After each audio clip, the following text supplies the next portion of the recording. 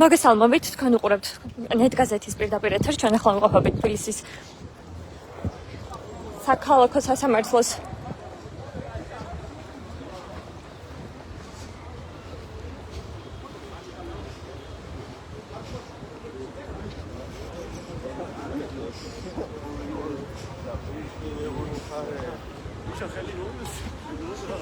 ჩვენ ახლა ვიმყოფებით თბილისის საქალაქო სასამართლოს თან და სულ რამდენიმე წუთის წინ გაათავისუფლეს 4 ოქტომბრის საქმეზე ბრალდებულების ნაწილი, სულ 4 ადამიანზეა საუბარი და თქვენ ახლა შეგიძლიათ რომ მოусმინოთ ერთ-ერთ მათგანს ხურცკაიას. სტატივებზე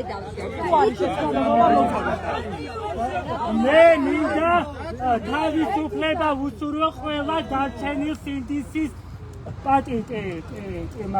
ცოტნე ასე ციხეში ზის ძალიან ბევრი ღირსეული ადამიანი მსხვერპლი არის ნარკოტიკით და ყველა მათგან ძალიან მალე ცხადი ხურცკაიამ განხუსტავთ. მადლობა დავით, რას გვეთქვით იმ მტკიცებულებებზე ყავილის როა იყო თქვენ წინააღმდეგ. ამ სხვა დაკავებულებს ასე თქვით, ვინც არ მიიღო გადაწყვეტილება ამ ეტაპზე ყოველ შემთხვევაში. თქვენ თავი და ახსნით კანონს ჯამს, ეს გაგზა გავ. დიდი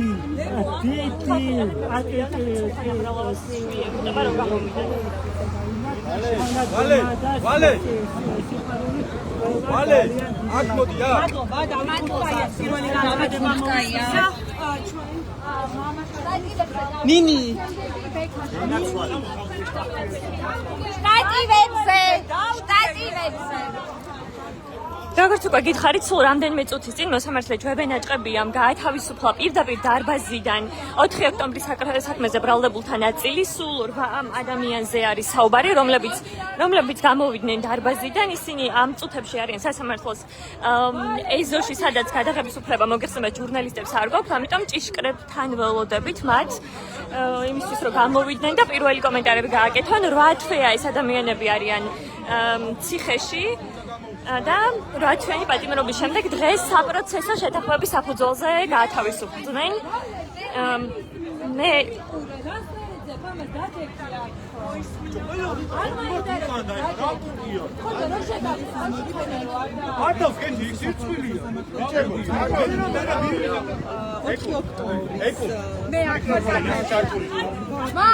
ჩამოგითვლით ჩამოგითვლით სახელებს, ვინც გათავისუფლდნენ დღეს. ესენი არიან ალექსანდრე გოგოლაძე, გოჩა ყატაშვილი, სულხან აბრალავა, დათო ხურცკაია, გენადი კელიხაშვილი, რამაზ ჯობენიძე, ჯანდრი თირკე და ევა შაშველი. თქვენ ახლა ერთ-ერთ მათგანს ხედავთ, სულხან აბრალავას, რომელსაც შვილი შეეგება ეზოში. მე ვეცდები რომ მისი კომენტარი მოგესმენინეთ.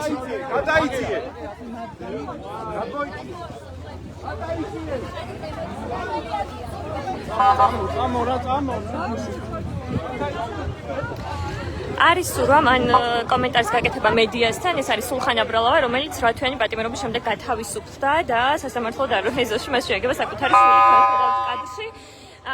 გამოდიან თანდათან სხვა ჯავრდებულებით, პრინციპში რაც უკვე რომლებმაც ბრალის აღიარების შემდეგ დატოვეს სასამართლო დარბაზიდან. ალექსანდრე გოგოლავის უსმენ თქვენ. გამოვედი ციხიდან მეორე ციხე. ცოტა იმოძრავეთ, რა კიდე გადადიხართ. ჯერასია და აბა ნახოთ აქ რა იქნება. მე თქვენ გვერდში ვარ, ჩემო კარგი. დიდი მადლობა. როგორ შეაფასებთ მთელ ამ რვაათვეს? ბატონო ალექსანდრე, მთელი ეს რვაათვეს სასამართლო პროცესები. ბატონო ალექსანდრე, მთელი ეს რვაათვე როგორ შეაფასებთ? 9 თვის განმავლობაში იმყოფებოდით საპატიმროში. დამნაშავე და მტკიცებულებები რა იდო თქვენ წინააღმდეგ საქმეში. ბევრი რაღაცა იყო საქმეში, მაგრამ დააჩნია რა იყო. აი ჯგუფურ ძალადობაში მონაწილე იყავით? რა იყო მართლა რა იყო ყველი ეგრეს არის სურვილი, თქვენი გადაწყვეტილება იყო საპროცესოში. დამოუკიდებლობა. ეს გამოსავალი მეტი. მადლობა. დიდი მადლობა ზუგვალა. ალექსანდრე გოგოლაძე. ალექსანდრე გოგოლაძე. ბატონო. ალექსანდრე გოგოლაძეს უსმენდით თქვენ, რომელმაც სხვა 7 მსჯავრდებულთან ერთად დატოვა დღეს ხოდიში. დატოვა დღეს ციხე 8 თვიანი პატიმრობის შემდეგ. ცალ-ცალკე გამოდის 7 ადამიანი სასამართლოს ეზოდან, სადაც ჟურნალისტებს გადაღების უფლება არ გვაქვს, შეგახსენებთ, ამიტომ არ გვაქვს საშუალება, რომ ესე ყველას კომენტარი კომფორტულად და ერთიანად მოგასმენინოთ. მე ვეცდები, რომ კიდევ ერთი მათგანის კომენტარი მოგასმენინოთ, თუ სწორად არ სურს ბრალდებულთა პრინციპში რაც უკვე მსჯავრდებულთა ნაწილს კომენტარის გაკეთება მედიასთან. ალბათ ბუნებრივია მათი ასე ვთქვათ რეაქცია და პოზიციაც ამ ეტაპზე.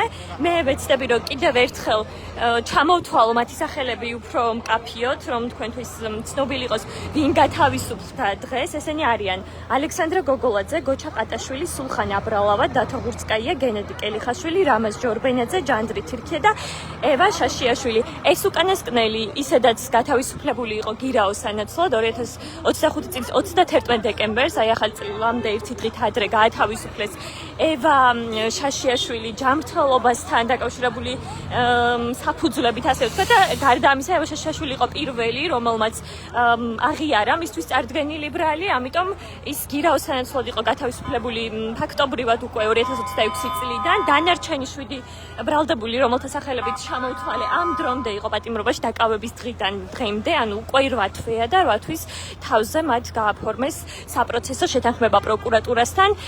საპროცესო გულისხმობს ბრალის აღიარებას, მათთვის წარდგენილი ბრალის აღიარებას და 3 წლიან პირობით მსჯავრს, ანუ ეს ადამიანები 3 წელი პირობითი მსჯავრის, ასე ვთქვათ, ქვეშ იქნებიან.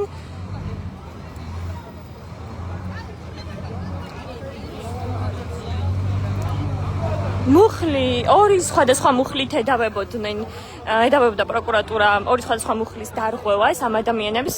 8 მათგანს ერთი და იგივე ორი მუხლი ჰქონდა წარდგენილი. ეს არის ჯგუფურ ძალადობაში მონაწილეობა და სტრატეგიული ობიექტის ბლოკირება. საუბარია პრეზიდენტის სასახლეზე ათონელის რეზიდენციასთან. ეს ორი მუხლი იყო, რომელსაც ედავებოდნენ ამ შემთხვევაში. მათ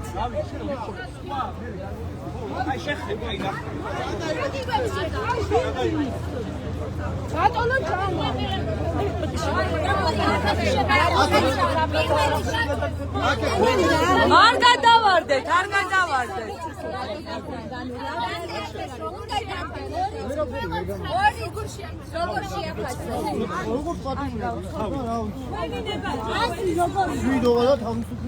თქვენ როგორ მიიღეთ პროცესის გადაწყვეტილება? თქვენი სურვილი იყო თუ კმაყოფილი ხარ გადაწყვეტილები?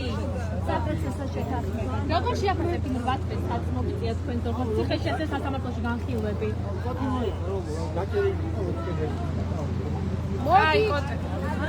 გელაში წამოდი შეჩოქა. პრინციპში თქვენ ხედავთ რა პირობებში გვიწევს ჟურნალისტებს მუშაობა თბილისის საქალაქო სასამართლოზე ეზოსთან ფაქტობრივად ჭიშკრებთან, იმიტომ რომ ეზოში გადაღების უფლება არ გვაქვს. მე ძალიან წუხარ რომ ჟურნალისტებს არ მოგვეცა საშუალება გადაგვეღო ამ ადამიანების გათავისუფლება უშუალოდ სხდომათა დარბაზიდან. მოსამართლე ცალ-ცალკე აცხადებდა მათ სახელებს, ჩამოთვლიდა მათ ბიოგრაფიულ მონაცემებს, საუბარია მოსამართლე ჯვებენ ნაჭყებიაზე და შემდეგ ბადრაგებს თხოვდა რომ მაგალითად გაათავისუფლეთ ბატონი ალექსანდრე, გთხოვთ გაათავისუფლოთ და ესე ცალ-ცალკე ბადრაგები ხსნიდნენ ხელბორკილებს, ბრალდებულებს და ცალ-ცალკე უშვებდნენ დარბაზში.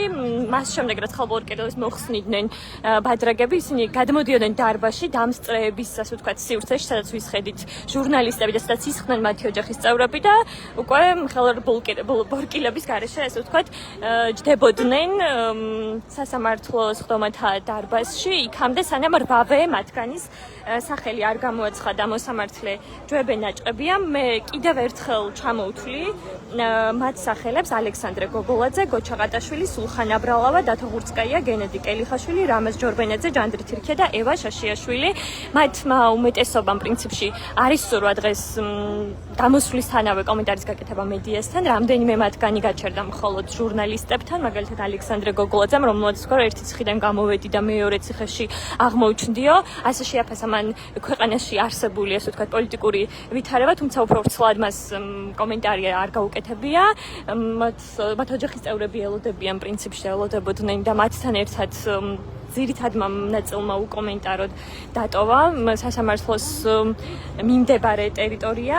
კიდევ ერთხელ შეგახსენებთ ვთქვათ ძირითად მონაცემებს 4 ოქტომბრის საქმესთან დაკავშირებით სულ ამ საქმეზე ბრალდებული იყო 64 ადამიანი. ამ 64-დან თავდაპირველად აკავს მხოლოდ 62, იმიტომ რომ 2 ადამიანი არის ზებნილი, ანტონ უპერი არის ერთ-ერთი მათგანი და მეორე ირაკლი შაიშმელაშვილი, გადადეს ყოფილი სპეცრაზმელი. დანარჩენთან დაკავშირებით დეტალურად მოგვიანებით კიდევ ერთხელ შეგახსენებთ, ასე ვთქვათ, მათ ინფორმაციას. ახლა კი მოусმინოთ საქმის პროკურორს როინ ხინთებიძეს, ადამიანს, რომელმაც საპროცესო გაუფორმა მათ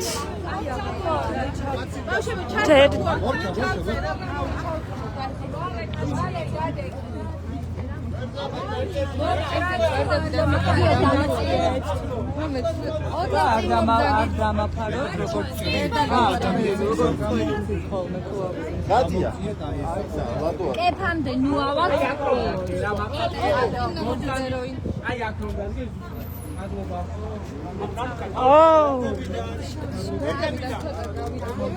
დაიწყოს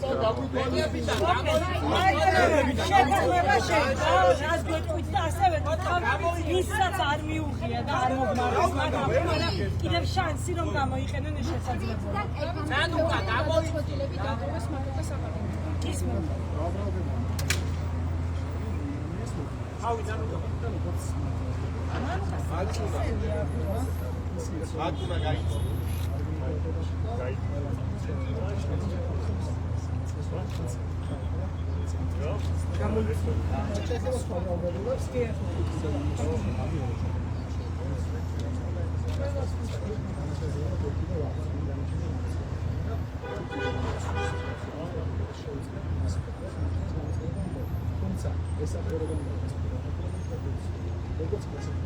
ტელეფონები გვერდებიდან. მეორე ინსტანციაში სააპელაციოში შეიძლება თქვენი შეთავაზება ძალაში. შეთავაზება არა, შეთანხმება. აციეთ მიკროფონები. ანუკა, სალ. მადლობა ძალიან დიდი. ხიზა.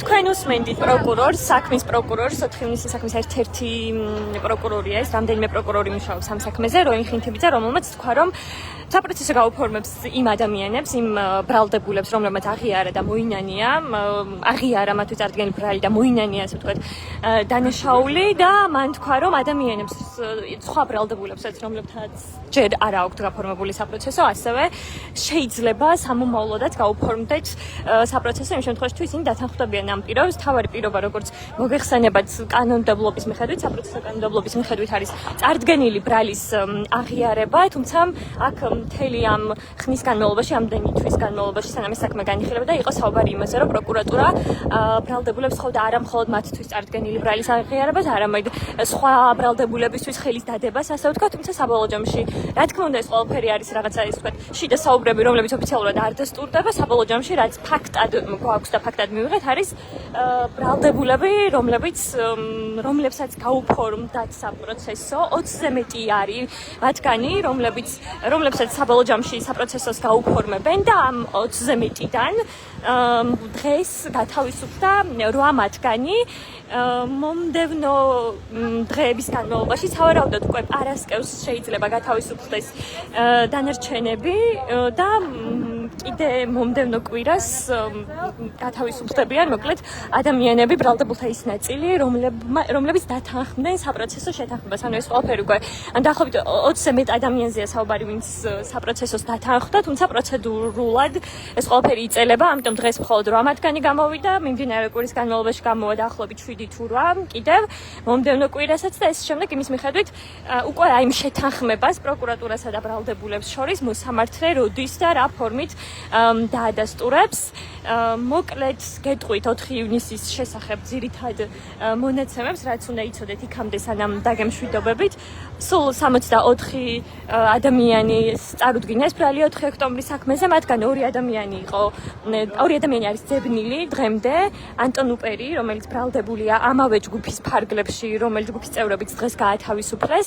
იმ ადამიანმა როგორც ჩანს 4 ოქტომბრიდან მალევე დატოვა ქვეყანა, ეს არის პროკურატურის ინფორმაცია და მე კიდევ ერთი აწ უკვე მსჯავრდებული 4 ოქტომბრის საქმეზე, რომელიც არის ძებნილი, არის გედედეს ყოფილი მაღალჩინოსანი ირაკლი შაიშმელაშვილი, რომელსაც 2 წელი აქვს უკვე მის ჯილი. მოგეხსენებათ 4 ოქტომბრის საქმე 5 სხვადასხვა ჯგუფად არის გაყოფილი, იმიტომ რომ 64 ბრალდებულს ერთ სივრცეში, ერთის ხტომის ფარგლებში ფიზიკურად ვერ განიხილავდნენ ალბათ ამდენი ადამიანის საქმეს, ამიტომ 5 სხვადასხვა ჯგუფად დაყრეს, 5 სხვადასხვა მოსამართლე მუშაობს ამ საქმეზე.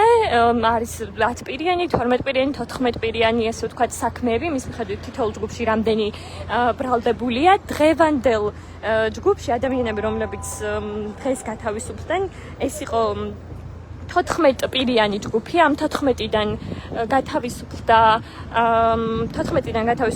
8 პირი, როგორც უკვე გითხარით, კიდევ ერთხელ ჩამოვთვლი მათ სახელებს: ალექსანდრე გოგოლაძე, გოჩა ყაჭაშვილი, სულხან აბრალავა, დათო გურწკაია, გენადი კელიხაშვილი, რამაზ ჯორბენიძე, ჯანძრი თირქე და ევა შაშიაშვილი და მათი ნაწილი, ანუ 6 ბრალდებული, რომელიც ამ ჯგუფში შედიოდა, მათთან საპროცესო არ გაფორმებულა, მათმა ნაწილმა უარი თქვა თავად საპროცესოს გაფორმებაზე, ანუ უარი თქვა წარდგენილი ბრალის აღიარებაზე. ნაწილ მათგანთან შეთანხმება ვერ მოხერხდა, როგორც პროკურატურა, პროკურორი ხინთიბიძე ამბობს, მოლაპარაკებები პრომეთთან მიმდინარეობდა, მაგრამ შეთანხმება ვერ მოხერხდა.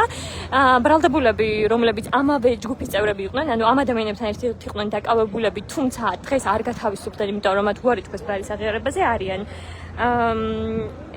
დავაზუსტებ მათ სახელებს.